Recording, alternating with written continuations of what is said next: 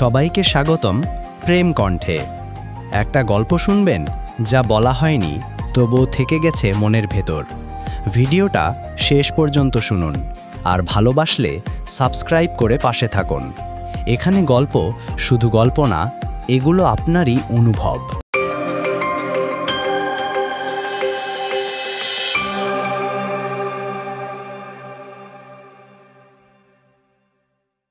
তিথি, জানো, তুমি আমার জীবনে ছিলে, কিন্তু আমার পাশে ছিলে না কখনো।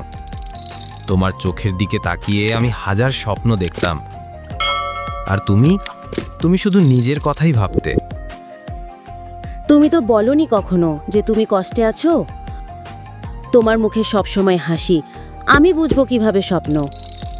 তুমি কখনো বলনি আমি দূরে যাচ্ছি, ভিতরে ভিতরে ভাঙছো। হ্যাঁ, আমি বলিনি, কারণ আমি চেয়েছিলাম তুমি নিজেই বুঝো ভালোবাসা কি শুধু বলা না বলা দিয়ে হয়।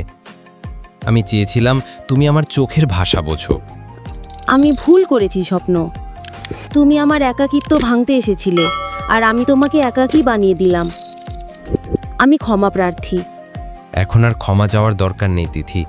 তুমি আছো, কিন্তু আমি আজও একা, হয়তো সারা জীবন একাই থাকব। তোমার থাকাটা আমার একাকিত্বের মতোই ফাঁপা ছিল।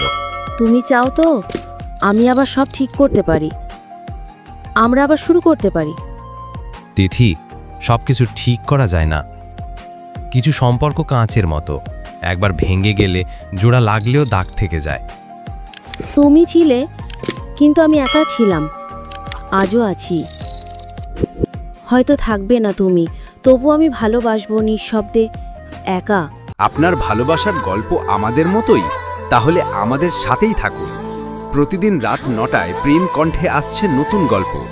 সাবস্ক্রাইব করে রাখুন আর বেল আইকন চাপতে ভুলবেন না।